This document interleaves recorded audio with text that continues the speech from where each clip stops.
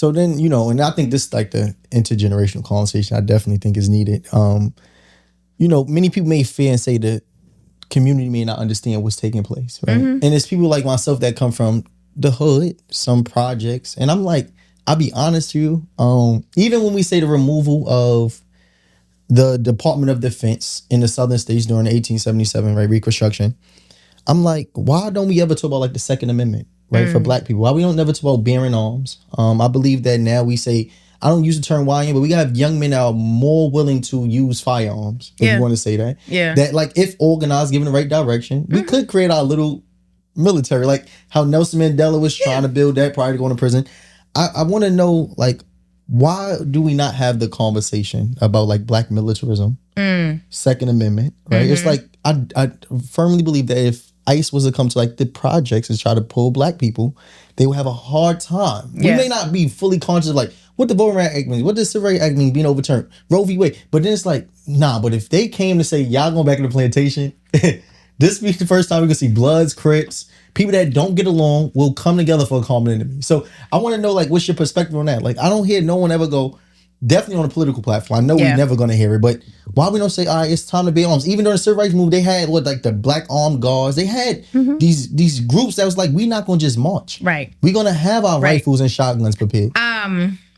So the Deacons for Defense and Justice. There you go. That's the term. Deacons of Defense. It's a movie too. Yes. So y'all can watch it. I mean, you can watch the movie. Deacons of Defense, you can watch that. But why we don't talk about that? Fear, right? And I don't know if we would respond in the hood the way that I would like us to respond. Before ICE got to Minneapolis, Minnesota, they came to Chicago. And there were Black Hawk helicopters sitting above apartment buildings where Black and Latino people lived. And soldiers rappelled down the helicopter. And this is Chicago. This is like earlier this year. This is like January. Time is a flat circle. It's like January. And Black people and Latino people were taken out in the middle of the night. Children crying, tears. Everybody's zip tied. Where was the hood? Where were the weapons? Where was the defense mechanisms? We ain't see it. I got people that I know that's locked up right now that ain't did it. They locked up. Mumia Abu-Jamal is sitting incarcerated right now for the rest of his life. And so I don't know that we have the presence of mind to use those weapons in ways. And another reason I say that is because you and I walking down some of these streets in the middle of the night, gonna have a very different experience than Jen and Ken. Like, they're not gonna have the same experience. They're gonna be totally fine. And we will not, because even we have understood that there is a different price to pay when you harm whiteness. And so I question, right, how would we show up? Particularly when we don't have the training and the discipline, and we still like to shoot sideways because it's cute, but not dead on, because that's where, you see what I'm saying? So there's that. But I also, now that I'm a mom, right, and I think about, I've had folks who've called into my show who are Second Amendment aficionados. They, and when you don't make your own ammunition, and the people who make the ammunition refuse to sell it to you, and they're only selling it to themselves. And we ain't got enough 3D printers to print that fast. These are questions we have to ask ourselves. These are things we got to consider. If you look internationally right now, this whole situation with Iran, a lot of people thought America was going to be in and done. Right? Iran's like, oh no, we got to fight for real. What is, I read, and I read a lot of international newspapers, and we're just now beginning to see some of those stories reflected here in U.S. papers. CNN and NBC recently did some coverage on this, but not nearly to what international papers are looking at. And there is not, I don't think, a single American military base in the Gulf region that has not been either devastated or put so out of commission that you can't have soldiers there no more. And so saying that to say, being the smaller group with inferior weapons is not necessarily a losing position. But the Iranians are demonstrating what can happen, because for the past 47 years, they have not been able to get access to materials, to resources. They've been under sanctions and blockades from the United States. So they have had to cultivate their own level of genius. And they have been preparing for this moment for decades. most of us are not in a space of preparation for fighting for liberation while figuring out how to coexist among the people who have been, since their ancestors lost the Civil War, been preparing to bring slavery back. That's a good point. For various reasons. I think the first one is I never thought about the manufacturing of the bullets. Like you can have the guns, but if they're not selling the ammunition, you definitely can't battle with somebody you don't have the ammunition to battle with, right? Even and then you made me think of this way in which we can learn from other marginalized communities, right? Yeah. Because we always say, I hear some black people, and I used to think the same way with like rage and be like, we shouldn't care about the Palestinian struggle. Where was they during our fight? Like where they been at for us? Right. But we know like the Palestinian Liberation Army did help teach the Black Panthers, I'm assuming, if I'm not right, correct me, to free Ashada Shakur, right? They did teach her. There was a lot of cross collaboration. Right. So I'm saying lots to say, like, of education. how you sat there and you made it a point that like Iran being a country that we may see to be smaller than the United States for sure, which is, but they definitely was preparing. They were right? preparing. So just having the weapons or the rage don't win a battle. And let's do an assessment, right? Like, I know white families who they're learning how to shoot before they can walk. Right. They're learning how to clean guns, assemble, disassemble weaponry before they can string enough words together to formulate a complete paragraph.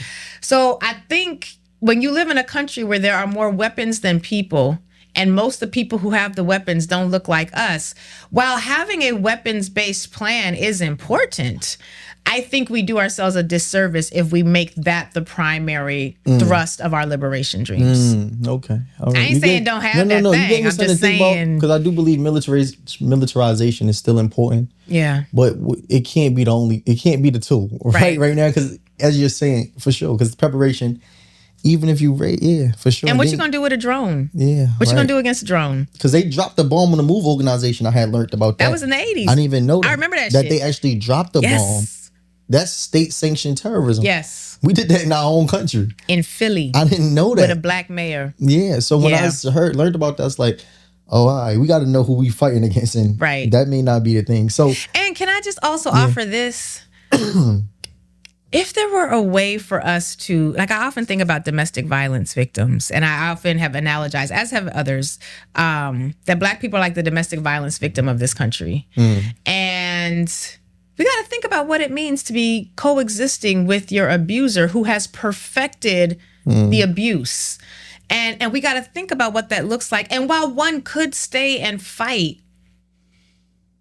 one could also not.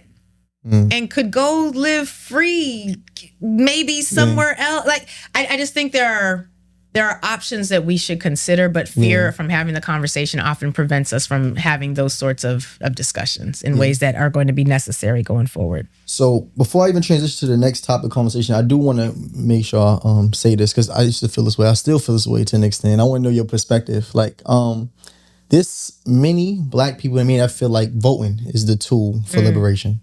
Right, we may not even show up to the polls. Some people, even with like Kamala Harris and Trump, a large percentage of people didn't even show up. Right, and they may have group black people and black men specifically said they're misogynistic, and just the fact that because some of us and some black men, I'm saying us because I'm a black man, but would be like, because she's a woman, like no, we want a woman president. But others was just like, be honest, we feel like it's a game, right? Both of the sides have their own interests, and they come together to collaborate when it's a mutual interest. And they deploy the same tactics. So what do you say of the black people that feel like voting ain't the tool either? Like, nah, we don't care about voting. We don't want to show up. We feel like we will be more willing to revolt, even though we may not be as prepared. We got the rage. And it's like, I don't want to vote. Like, voting has never helped us. We went to Reconstruction. They took it again. Now they doing it again. It's like, all right, so when do the fool that keep getting smacked very valid say, all right, the hand keeps smacking me. It's time to hurt the person with the hand. Right. No, very valid. All valid points. And so I like to first demystify what voting is, right? It's not like some moral thing, like our ancestors died for the right to vote. Our ancestors were not dying for the right to vote because they believed in the vote and they wanted a piece of America. They were dying for the right to vote because, again, if the sheriff is an elected position. And the only people who get to vote for sheriff are the racists who have done everything they could to block us out of opportunity our entire lives. They can't be the only ones voting for the sheriff. If the person who determines the value of my home, the tax assessor, is an elected position, and the tax assessor and the sheriff are cousins, and both of them are in the Ku Klux Klan, and they was just at the lynching killing my cousin, I gotta be able to vote for somebody else to be in those positions of power. Not because I believe in America, but because you can't be sheriff no more, dog. You the head of the Ku Klux Klan. You lynching Negroes. You can't be sheriff no more. And that was the reason why Black people were trying to vote, because in this country, for better or worse, the people who get to make decisions are elected into those positions. So I always say this: if you have the ability to clean your own water, to purify your own air, to get rid of your own trash and sanitation, to educate your own children, to fly your own airplanes, to mail your own mail, to have your own public transportation, you don't need to vote. You don't need to vote because you got your own community, you got your own situation, you are independent. You need to let the rest of us know how you did that shit, and you need to let us know where you live, because we need to be with you. But if you don't have the capacity to do those things, then the people who determine whether or not your community gonna get clean water or not, those are elected positions. The people who determine if you're gonna have trash picked up or not, elected positions. Whether or not you're gonna have books in your classroom, or teachers, or libraries, or hospitals, or healthcare, or any of those things, those are elected positions. Right. And so voting isn't about us claiming moral authority. It's not about, our stake in this country. It's about, dog, I don't want dirty ass water. I want clean water. I don't want to live in trash heaps. I want the shit picked up and taken to where it's got to go, where I ain't got to worry about it. I don't want my kids having to learn just in the backyard. I want them to have a building, so when it snow, when it rain, I don't want them exposed to the rats and shit. I want shit. I want things for my people. And in this country, how you get those things is by getting people into office who are going to get them. Politics is just the science of distributing resources. That's all it is. Who gets what, where, how, and why they get it. That is all that politics is. And elections are how we determine who gets to decide the answer to those things. So the answer to the election is who's going to get to decide who gets the water, how you get the water, when you get the water, how much the water costs you. Look at what happened in Flint, Michigan. Look, Flint, Michigan still ain't got good water. And half of that reason is because the people who were in positions of power switched the water source. And they've been dealing with funky ass water ever since. So if politics is just the science of distributing resources, and we all need resources, if you got another way for us to get the resources, please then tell me, so I ain't got to waste time getting out the vote. I spend a lot of time getting people out to vote. If you got another way for us to get those things, I'm down. Like I'm with it. Let a sister know I'm old and tired. I'm Gen X, Jordan. I'm tired. I got you.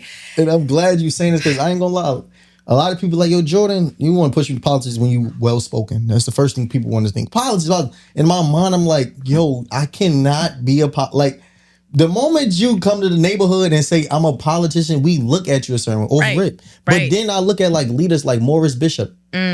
New Jew movement. That is a like a political figure. That is politics he's playing though. Yeah. You know what I mean? Patrice Lumumba is politics. That's political. Yeah. So I was thinking in my mind, like, I guess I ain't like the American representation of the politics I've seen, right? Yeah. Because when I look at how politics play Ibrahim Traore, that's politics. Right. At its prime, right? And he's saying everybody got to go. We need ownership of our own resources. That's politics. So when you put that as distribution of resources, I'm like, maybe I could figure out. But it requires a lot of re-education of the Black community, because we don't have a trust, right? Like politics in general and politicians. So. And then you said it earlier, people be lying and acting like your vote is going to change everything. It's not. Voting is like maybe steps 6, 7, or 8 in a 10 to 15 step process that carries us from recognizing an issue, creating a solution, implementing the solution, and then defending it.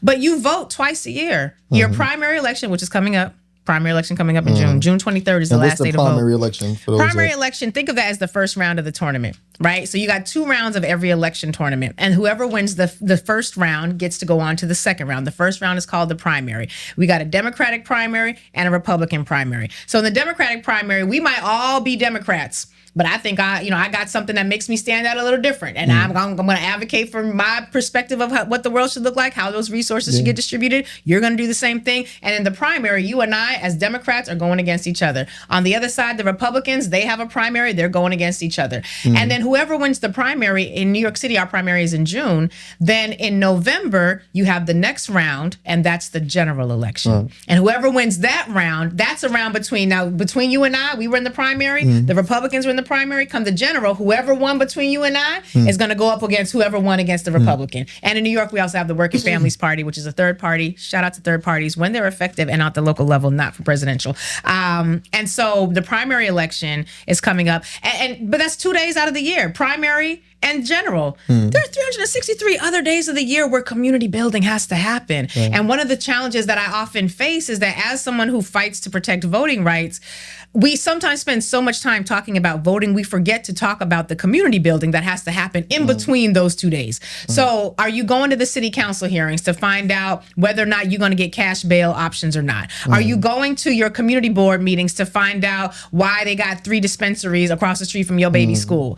I ain't mad at a dispensary, but don't be across the street from my baby's school. Like be 2 blocks away so that those of us who want a dispensary know how to get there without having our children exposed to something we don't want them exposed to. Are you attending any of the other sorts of community-based organizations that are doing the work of advocating? Because our community needs to be built, and that requires builders, and those builders do the work of politics every day. And if we make it only about voting, 1, it's a lie. And 2, people get disappointed and disenchanted, and then they like, here you come again talking about the vote. You always talk about voting. And everybody, I voted 10 years ago. Ain't shit changed. I really am.